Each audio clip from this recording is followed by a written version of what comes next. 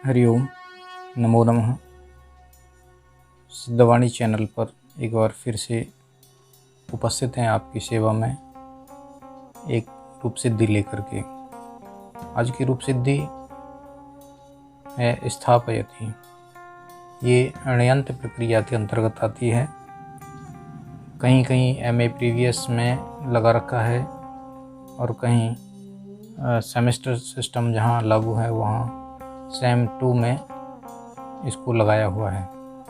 तो अण्यंत प्रक्रिया में ये एक रूप सिद्धि है जो परीक्षा हेतु उपयोगी है। इसमें जो सूत्र काम आने वाले हैं उन सूत्रों पर एक बार नज़र डाल लेते हैं। पहला है अर्ति ह्री ब्लीक रीक्नुयी क्षमायाताम पुंगडौ।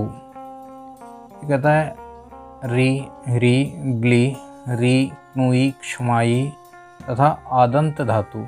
आदंत धातु का अर्थ हुआ जिन धातुओं के अंत में आ हो। ऐसी धातुओं को हणी परे होने पर पुक का आगम हो जाता है। अब पुक का आगम हो जाता है, पुक में उ और क की संज्ञा हो जाती है, केवल प शेष रहता है।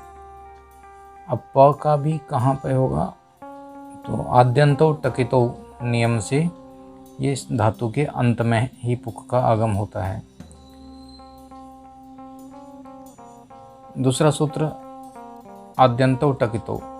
इस आद्यंतो टकितो को समझने के लिए हम ये देख सकते हैं कि जिसको टित व कित आगम कहा गया हो, अर्थात यहाँ क्या संबंधित है, तो टित क्या होता है जिसमें ट की इत संज्ञा रही हो, और कित क्या होता है जिसमें क की इत संज्ञा हुई हो। तो पुक शब्द को देखें, पुक आगम को देखें, पुक के अंत में क्या है, क है, और क भी कैसा है, इत है। अगर क की इत संज्ञा होगी तो ये पुक भी क्या कहलाएगा, कित। अब जब कित कहलाया तो कित कहलाते ही इसका आगम कहाँ होगा, वो धातु के अंत में होगा। इसका अर्थ देख लीजिए, जिसको टित व कित आगम कहा गया हो, ऐसा टित उसका आदि अवयव तथा कित उसका अंत अवयव होता है। सूत्र में भी आद्यंतौ, आदि और अंत दो शब्द मिले हुए हैं, संधि हो रखी है, तो आदि अंतौ द्विवचन का रूप बना। ऐसे ही टकितौ, ये इसमें भी दो हैं, ट और क, इतौ। ऐसे शब्द जिनमें ट की इत संज्ञा रह रही हो और जिसमें क की इत संज्ञा हुई हो। तो दो शब्द निकल के आए। टकितौ का अर्थ हुआ टित और कित, और पहले शब्द में है आद्यंतो, आदि और अंत। तो आदि के लिए टित और अंत के लिए कित। तो अब हमें टित से तो कोई अर्थ है नहीं, प्रयोजन नहीं है, क्योंकि हम यहाँ पुक का आगम देखेंगे और पुक कहाँ पे होगा, अंत में होगा। आदि में कौन होता है, जो टित होता है वो आदि में होता है, और अंत में कौन होगा, कित। चलिए, तो ये सूत्र इसमें काम आएंगे। अब हम देख लेते हैं इसकी रूप सिद्धि कैसे कैसे होनी है। स्थापयति हमारे पास शब्द है। स्थापयति का अर्थ हुआ स्थापना कराता है या स्थापित करता है। कराता है ज़्यादा उचित अर्थ होता है, क्योंकि यहाँ हम प्रेरणार्थक धातुएं ले रहे हैं। यद्यपि स्था धातु में जो खुद काम करता है वो भी ऐसा ही रूप होता है, और जो करवाते हैं यानी प्रेरणा दे करके, प्रेरणार्थक का अर्थ हुआ किसी को खुद ना करके किसी से करवाना। जैसे पठति, ये खुद पढ़ता है, और पाठयति, ये पढ़वाता है। तो ये प्रेरणार्थक होते हैं जिनको णिजंत कहते हैं। णिजंत का अर्थ हुआ णिच, प्रत्यय जिसके अंत में हो। तो ऐसा ही शब्द ये स्थापयति है। इसकी मूल धातु हुई स्था। हेतुमति च सूत्र लगेगा। हेतुमति च सूत्र से प्रेरणा अर्थ में, जब प्रेरणा का अर्थ हो तो ही ये लगेगा, अन्यथा नहीं लगेगा। प्रेरणा अर्थ में स्था धातु से णिच प्रत्यय होता, तो स्था धातु ले ली और णिच प्रत्यय हो गया। अब इसके बाद णिच का क्या करें, ई को शेष रख लेंगे, बाकी का लोप करेंगे। तो चुटु सूत्र से चु चवर्ग और टू यानी टवर्ग के वर्ण जो होंगे उनकी इत संज्ञा होती है। हलंत्यम सूत्र से णिच के अंतिम चकार की इत संज्ञा हुई। तस्य लोपः सूत्र से इनका लोप हुआ तो स्थिति क्या आई, स्था जैसी धातु पहले है वैसी की वैसी बची। णिच में से केवल ई शेष बचा, क्योंकि औरों का क्या हो गया था, लोप। अब मुख्य सूत्र लगाते हैं। अर्ति ह्री व्ली री क्नुई क्षमायताम पुंगड़ौ। ये सूत्र कहता है कि ये अगर धातु हो री ह्री व्ली री क्नुई क्षमाय, ये और आताम यानी आदंत धातुएं हों, तो इन आदंत धातुओं के लिए पुक आगम होता है। कब होता है, अणौ। अणौ में सप्तमी विभक्ति है, तो मूल शब्द क्या रहा होगा, अणि। तो अणि प्रत्यय परे होने पर पुक का आगम हो जाता है इन धातुओं को। तो हम यहाँ कैसे मानेंगे, यहाँ पर स्था धातु आदंत है, अर्थात अंत में क्या है, आ है।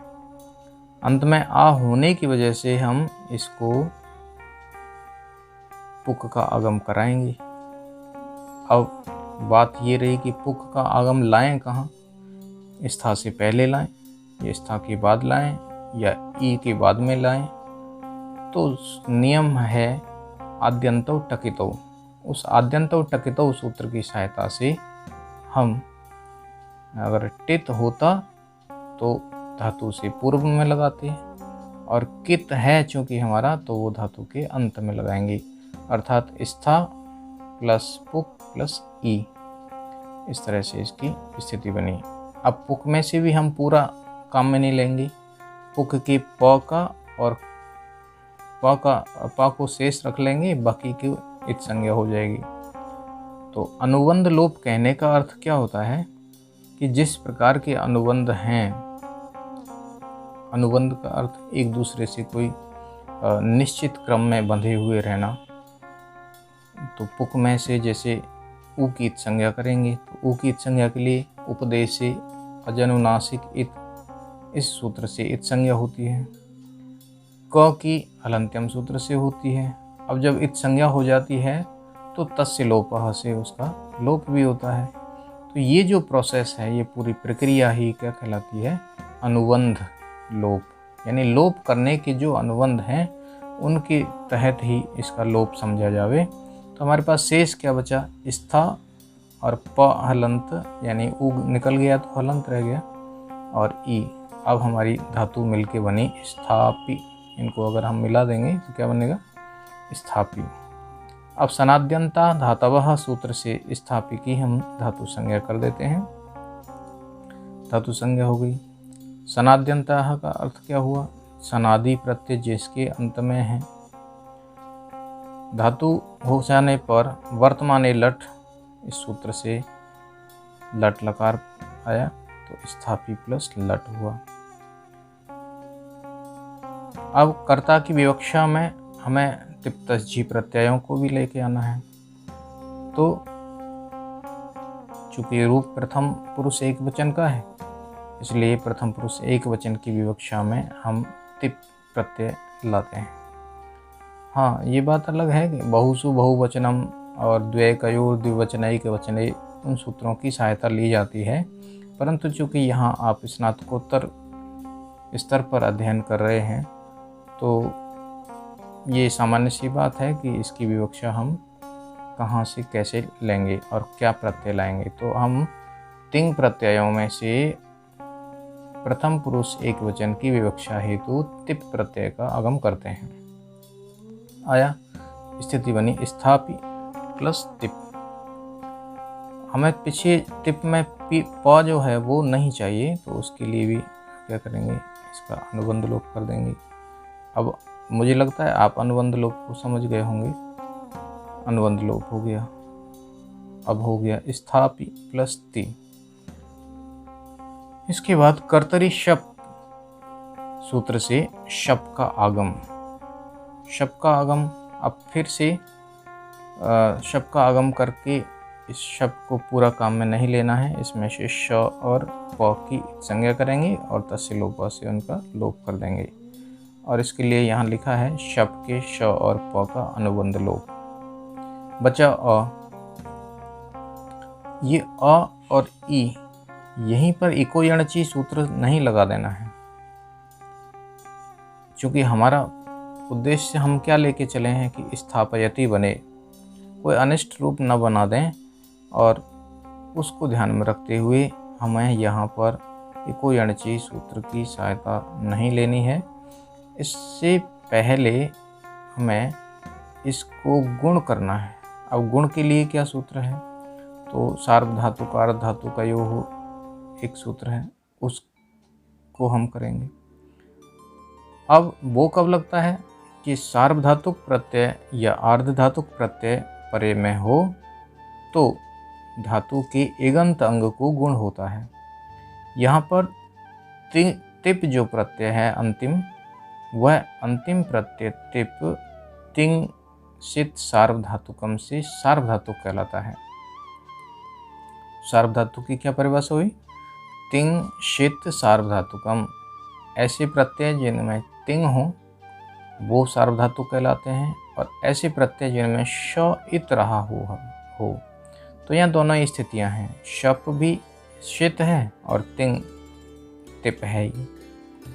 तो दोनों होने पर क्या होगा, स्थापित धातु के इगंत अंग को, इगंत क्या होता है, इक प्लस अंत, ये अर्थात जिसके अंत में इक हो वो इगंत हुआ।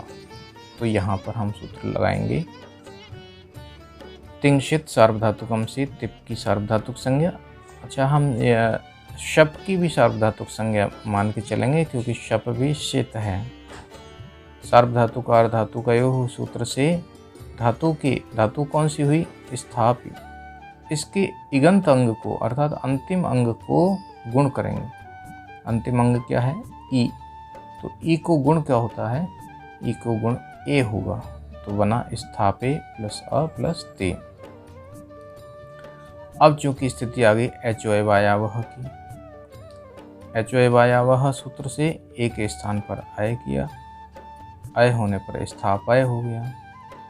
अब आपका काम मुझे लगता है पूर्ण हुआ। अब इनको हम मिलान कर लेते हैं और अज्झीनम परेण संयोज्यम, इस नियम के तहत अचहीन शब्द को पर के साथ में संयुक्त कर दिया जाना चाहिए। इस तरह से स्थापयति रूप सिद्ध होता है। स्थापयति आपकी परीक्षा में यदि आता है तो आप इसी तरह से इसकी रूप सिद्धि करें, निश्चित ही आपको अच्छे अंक प्राप्त होंगे। इसी आशा में आपके साथ हम अगले सूत्र के अगले उदाहरण के साथ में फिर से मिलेंगे। तब तक के लिए धन्यवाद। हाँ, यदि आप लोग पहली बार इस चैनल पर आए हैं तो आप चैनल को सब्सक्राइब कर सकते हैं। धन्यवाद। नमो नमः।